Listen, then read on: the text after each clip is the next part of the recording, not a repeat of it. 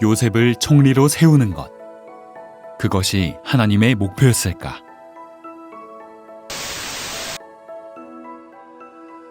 그런즉 나를 이리로 보낸 자는 당신들이 아니요 하나님이시라. 당신들의 생명을 보존하고 당신들의 후손을 세상에 두시려고. 당신들은 나를 해하려 하였으나 하나님은 그것을 선으로 바꾸사 오늘과 같이 만민의 생명을 구원하게 하시려 하셨나니. 요셉의 성공은 목적이었을까? 아니면 과정이었을까?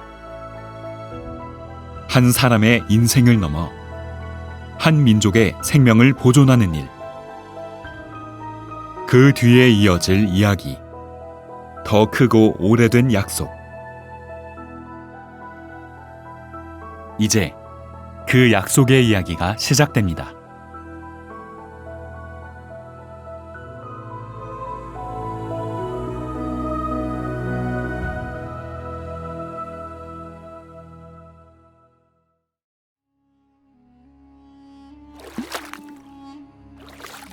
이집트의 왕 파라오가 꿨던 기묘한 꿈.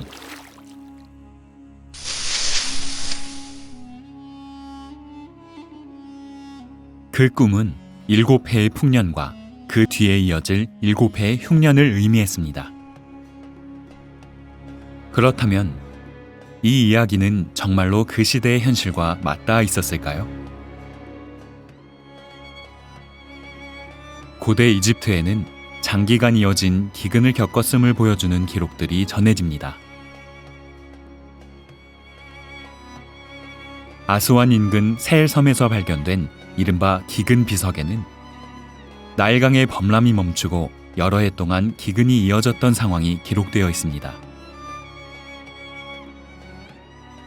이는 특정 인물을 증명하지는 않지만 당시 이집트가 실제로 겪었을 기근의 현실을 생생하게 보여줍니다. 고고학적으로도 요셉 시대 혹은 그와 근접한 시기로 추정되는 유적들에서 대규모 곡식 저장 시설의 흔적이 발견되었습니다. 이는 국가 차원의 식량 비축이 현실적으로 가능했음을 보여주죠.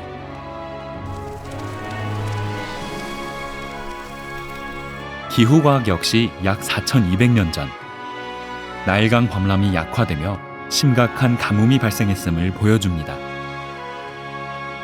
이는 고대 이집트가 장기간 식량 위기를 겪었을 가능성을 시사합니다. 기근 앞에서 신분과 국경은 아무 의미가 없었습니다. 그리고 그 기근은 야곱의 가족들 또한 예외 없이 덮쳐옵니다. 얘들아, 저 애굽에 곡식이 있다니 너희가 애굽에 가서 양식 좀 사오거라. 요셉의 10명의 형들은 곡식을 구하기 위해 애굽으로 향합니다. 애굽에 도착한 형들은 요셉을 알아보지 못하고 엎드려 절을 하죠. 아니, 형님들이 너희는 어디서 왔느냐? 총리님. 곡물을 사러 가나안에서 왔습니다. 맞아, 형들이야. 아니, 너희는 정탐꾼들이다. 이 나라에 틈을 엿보러 온 첩자지. 예? 아닙니다. 저희는 그저 곡물을 사러 온 사람들입니다. 정탐꾼이 아닙니다. 아니다. 너희는 애굽의 틈을 엿보러 온 게 확실하다. 아닙니다. 저희는 12형제인데 가나안 땅에 사는 야곱의 아들들입니다. 막내는 아버지와 함께 있고 또 한 명은 없어졌습니다. 그렇다면 너희 중 하나를 보내어 너희 아우를 데려오게 하고 너희는 갇혀 있어라. 파라오의 목숨을 걸고 맹세한다. 그렇게 하지 않으면 너희는 확실히 정탐꾼인 것으로 알겠다. 그렇게 요셉의 형들은 3일 동안 갇히게 되죠. 3일 후 요셉은 형들을 불러 이렇게 말합니다. 이렇게 하지. 너희 형제 중 한 사람만 옥에 남기고 나머지는 곡식을 가지고 돌아가라. 그리고 너희 막내를 데려와라. 그러면 너희의 말을 진실로 믿어주고 너희를 죽이지도 않겠다. 이건 우리가 요셉을 버렸기 때문이야. 요셉이 살려달라고 했을 때 들었어야 했는데. 그래서 내가 말렸잖아. 그 아이에게 죄를 짓지 말라고. 이제 그 핏값이 우리에게 돌아온 거야. 형님들. 그렇게 시므온을 애굽에 남겨둔 채 형들은 곡식을 가지고 돌아옵니다. 야곱은 막내 베냐민을 데려가는 것을 끝까지 거부했지만 기근 앞에서는 어쩔 수 없었죠. 결국 야곱은 다시는 잃고 싶지 않았던 아들을 애굽으로 보내게 됩니다.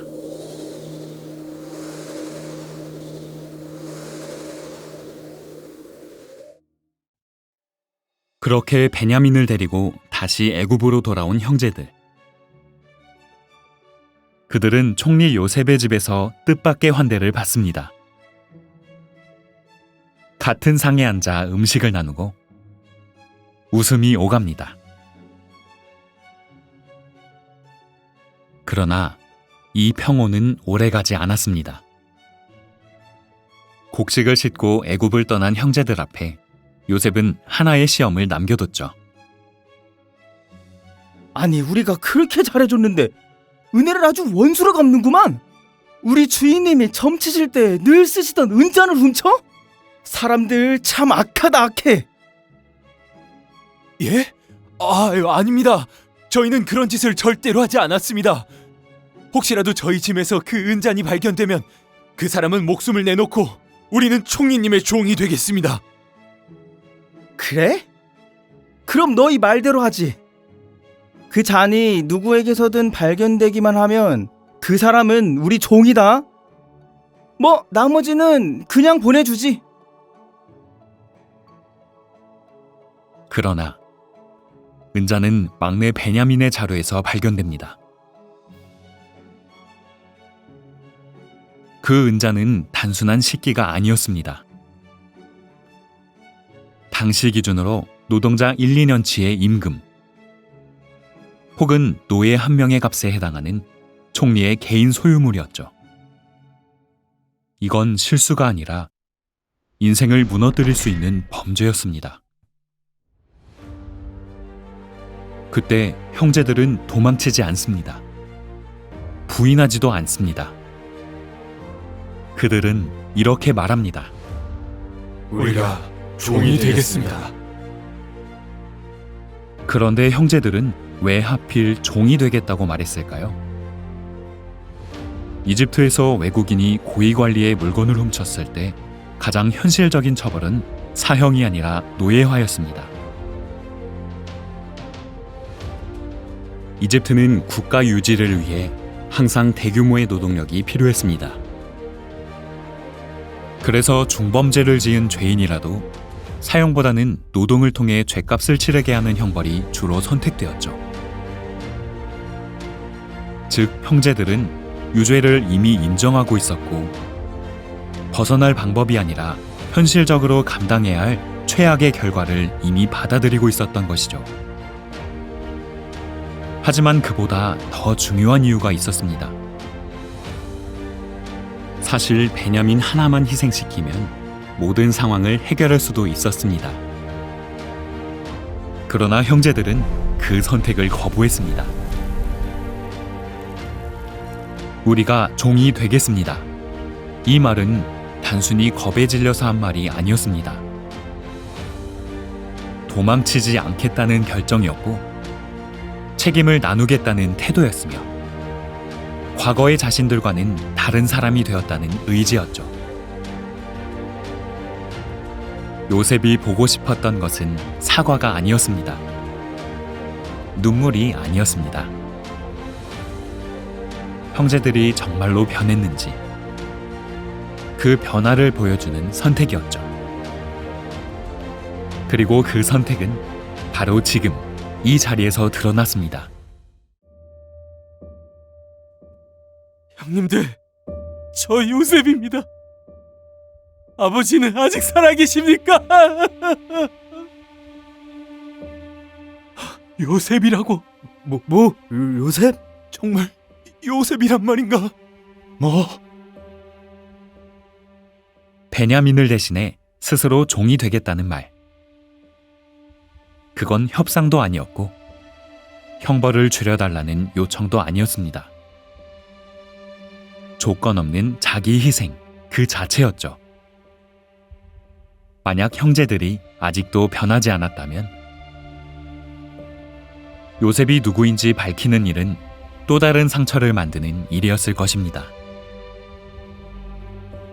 형제들의 태도가 두려움에서 나온 것인지 회개에서 나온 것인지 구분할 수 없었을 테니까요. 그러나 형제들의 변화는 말이 아니라 행동으로 증명되었습니다. 이제야 다시 형제가 될 수 있는 조건이 갖춰진 것이죠. 저 형님들 동생 요셉입니다. 형님들이 저를 이곳에 팔았지만 이제는 걱정하지 마십시오. 하나님이 우리를 구원하시려고 저를 형님들보다 먼저 보내신 겁니다. 형제들이 아직 책임을 지지 않았다면 하나님이 나를 보내셨다는 말은 형제들의 죄를 덮어주는 면죄부가 되었을 것입니다. 하지만 형제들은 책임을 피하지 않았고 선택으로 변화를 증명했기 때문에 이 말은 변명이 아니라 그 모든 일을 이해하는 해석이 됩니다. 형님, 정말 형님이십니까? 형님! 그래, 베냐민아, 내가 내 형이다. 요셉이 살아있다는 소식을 들은 야곱은 마침내 아들을 마주합니다. 아버지와 아들. 잃어버렸던 시간. 아버지! 요셉아, 아이고 내 아들 요셉아, 내가 지금까지 살아있다니. 내가 내 얼굴을 보았으니 지금 죽어도 여한이 없구나. 요셉아.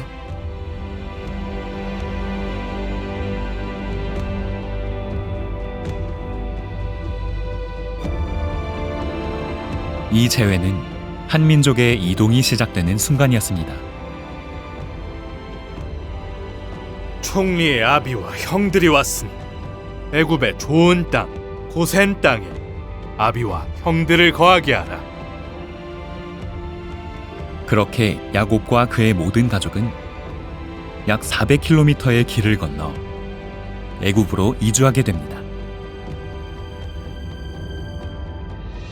그리고 그것은 앞으로 이어질 더 긴 이야기의 시작이 됩니다.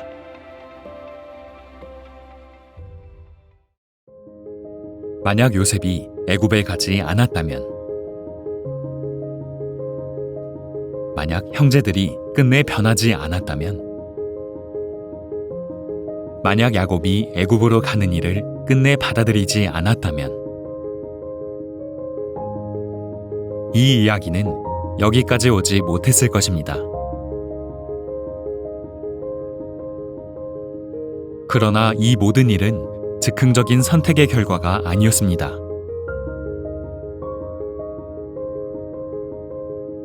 이미 오래전 아브라함에게 주셨던 약속을 하나님께서 이루어 가시는 과정이었죠.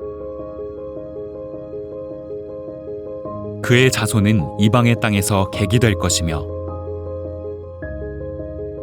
400년 동안 그들을 섬기며 괴로움을 겪은 뒤 4대 만에 가나안 땅으로 다시 돌아오리라는 약속. 그 약속이 이루어지기 위해서는 먼저 이방의 땅으로 들어가는 일이 필요했습니다.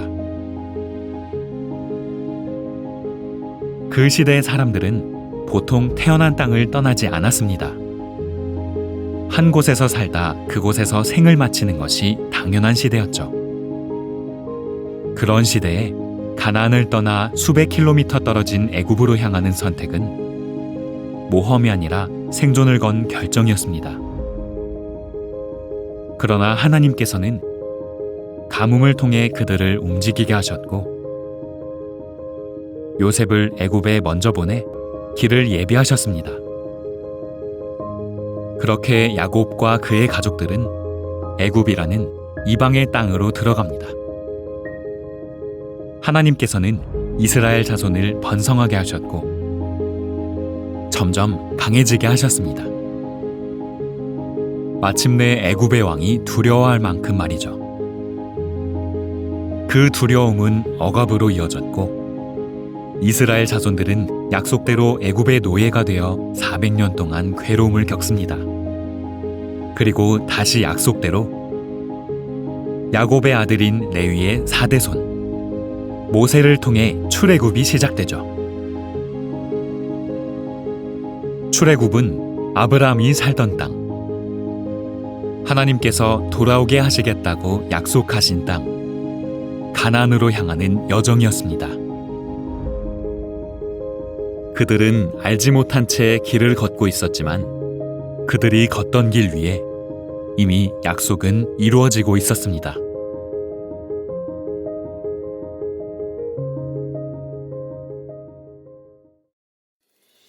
하나님이 아브라함에게 하신 약속은 한 사람의 삶을 지나 한 가족의 역사를 통해 이루어졌습니다. 애굽으로 가게 하신 것도, 그곳에서 번성하게 하신 것도, 그리고 다시 돌아오게 하신 것도 모두 약속을 이루시기 위해 하나님께서 철저히 준비하신 길이었습니다. 자신의 삶을 통해 하나님께서 약속을 이루고 계심을 깨달은 요셉. 그리고 요셉은 죽어가는 그 순간까지도 약속을 이루실 하나님을 바라봤습니다. 그리고 그 약속은 마침내 이루어져 역사가 되었습니다.